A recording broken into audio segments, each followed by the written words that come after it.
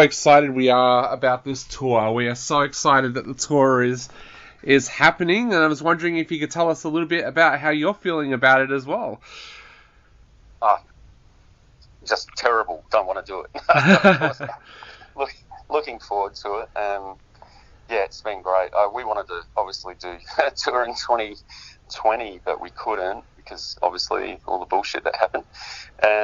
So yeah, it's been a long time coming, and in fact, this came out of we were going to do Elodie's tour for the 25th anniversary, and that ended up being pushed out.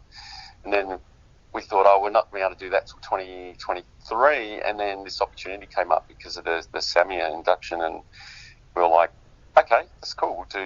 We'll just do Melbourne, Sydney, Adelaide. And then it sort of became bigger than Ben-Hur. It was like, well, how about Perth? How about Brisbane? How about Gold Coast? So it's been great, and we're chuffed. We're looking forward to it. We're a little bit nervous about not being derailed from, through COVID, but we'll be taking precautions. But yeah, really looking forward to it. Like you said, this tour has been something that's been talked about for a long time because you've had 25th anniversaries and 30th anniversaries coming through there. Has it been a time when you've looked back over your career and really reflected on it? Because there's a lot of bands that don't make it to those kinds of anniversaries. Yeah, it's weird. I don't think there's a lot of reflection for us because we've just always, it's just been something that is kept on in the background. We've never hung up the spurs or anything like that. We've just said, this is the band, this is what we do. When we've got material, we'll record, we put it out. When it's right, we'll tour. And so it's just always there in the background. So, and I don't think any of us have ever, it's between myself and my brother, we've never really, there's never been some huge plan, do you know what I mean? And it's just been, we do what we do. And it was always that way when we started, back in 86. It was like, if people like it, great. If they don't, fuck off. Doesn't matter, excuse me. But, it's just like, it's that no compromise sort of thing. Yeah. But that's what I think makes this, I mean, you've got to sit back and go, oh, well, that's really, really nice that people have, taken time to recognise us. We're actually really chuffed with that. It's actually, it's not about being hard ass and going, we don't play to be for recognition. It's like, well, no, that's really nice. It's a really great thing. So we appreciate it. What has it meant to you as well of being inducted into the South Australian Music Association's Hall of Fame? That must be a big honour for you. How does that make you feel? Yeah. Again, it's just that really, it's sort of crazy with where Kim and I scratching our heads going, so what song is it of ours that everybody knows and can sing along? And, a lot of people would be, who? What band? What? But I think, we were sort of saying, I think it's a bit of a recognition of the fact that, we've always stuck to our guns and just said, you don't have to leave Adelaide. You can be a band in Adelaide. We always felt that. We always thought that. We're always proud of Adelaide. We're always proud of do it yourself. And I always thought I guess we've blown our own horn here, but I've always felt we also pulled some attention to Adelaide. We had, Henry Rollins come out in the 90s and produce Elodie's, and then it was weird. Suddenly within about, 18 months of that, Sony BMG were picking up bands, and looking at bands from Adelaide and signing them. It was almost like, okay, there's some acts in Adelaide no one's ever really looked into. And of course, you've got some big bands that have come out from Adelaide that probably eclipse us from a point of view of mainstream, exposure. But I think this is just really nice. So yeah, we're really honoured.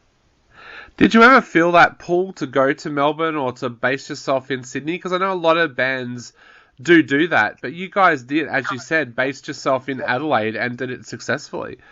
Yeah, never felt the pull. In fact, we resisted it. I saw many bands relocate to Sydney or Melbourne, and because they felt like they had to be on the East Coast and part of that. And we were just like, why? Yeah. Why? Why do you have to do that? And it's interesting. A lot of people, there's people from Adelaide I know who they moved over to the US in 88, 89 and moved to Seattle and were part of the burgeoning grunge scene over there. And I don't think people probably underestimate that there were a number of Adelaide people there at the time who were all part of that scene and knew, Kurt Cobain and all those bands.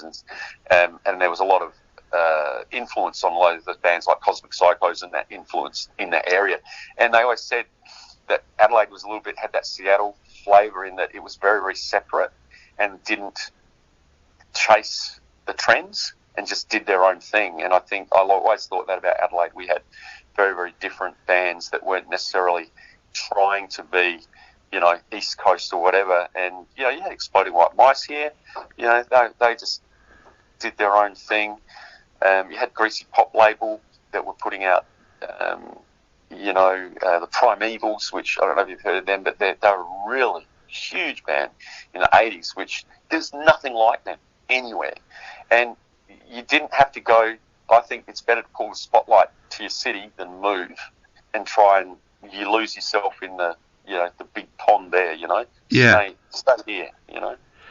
I also see your induction into the Hall of Fame as a big win for heavy and alternative music as well. I know here in Melbourne quite often we see pop acts go through and they get put into the Hall of Fame within 10 years, and then you'll know guys that are in the metal scene that have been doing it for 20, 30 years and don't get that recognition. Do you see that as a kind of a win as well for heavy and alternative music? Yeah, absolutely. I would say we're the heaviest band that's in the SA Music Hall of Fame, and I think that is something that is really missed, is that there's people who are playing heavy music and that heavy rock that should get those accolades as well. Yeah. And definitely, in Melbourne and Sydney. And it's like people, pop is just so expendable. It's so, sure there's an art form to writing a pop song, but there's also an art form of being like a legitimate band with some sort of longevity, and it's actually like done something on the music, landscape of the particular cities, whether it's Melbourne, Sydney, Adelaide, Perth. There's, I don't know, more recognition required. As a band, you guys have kind of cemented yourself in the pop culture of Australia as well. I mean, you had a song used in, I think, one of the first seasons of Big Brother. You had a song in The Secret Life of Us, and you ended up being Joel Edgerton's character's favourite band. How did those things come about, and how did that make you feel as well?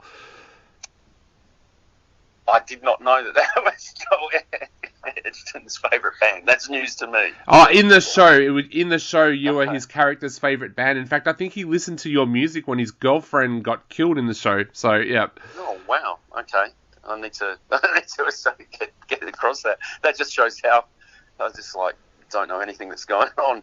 And look, I think sometimes that's more a reflection of the people who are working, creatively behind the scenes, obviously listening to stuff that's a little, left of centre. So quite often I think that's where you've got to say thank you to those people who said, you know what, we're going to slip in this band and, and see how it goes, because that is pretty cool. I do know, I remember in, I think The Contender was one of the Paul Mac mix, I think it was a Contender was used on one of the first Big Brother shows, which was pretty cool.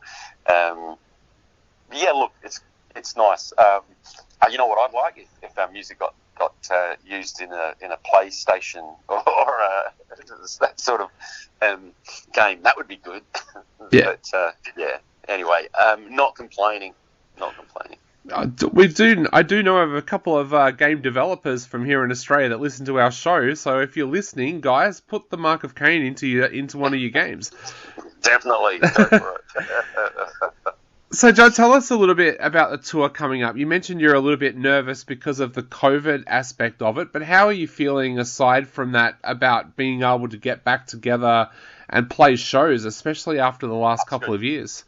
Yeah, no, it's good. I mean, so, we're not a band that, regularly meets and rehearses. So our first get-together a couple of months ago now, it was the first time in 2 years, really. And I was just amazed at how tight it was. We just got back and it was like, bam! And I was like, man, this is great. It's like those times where you wish that people could actually experience the rehearsal. It was really, really good. No, we're really good, firing on all cylinders. And we had a quick, like we call the touch-up rehearsal this morning. We just, I don't know whose idea it was to start at 9 a.m. That's just ridiculous. But anyway, I think it started at 10. And yeah, it was good. Just making sure a few things are right and I don't forget my place in a few songs. Feeling good. Feeling good. So tell us a little bit too. A lot of people are going to be asking out there, what can we expect from the set list this time around? Yeah. So this is more of, because it's about it's the induction type thing. It's really a sampling from across all the albums. So there's a few songs from Battlesick. So we're going to start off, and we're sort of sequentially. So it's like, some songs from Battlesick. Next group of songs is from Unclaimed Prize. Then it's This Is This, to songs of the third and the fifth.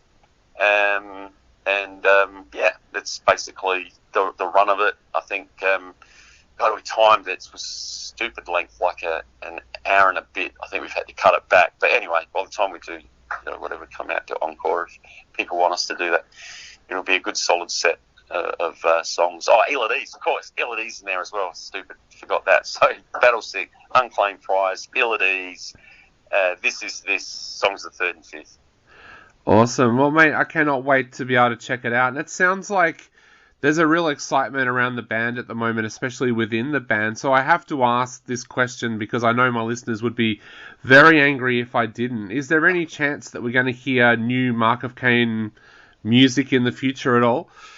Yeah, a common question at the moment. And look, I've always say noodling around and playing stuff, and definitely recorded stuff, or riffs that I've got.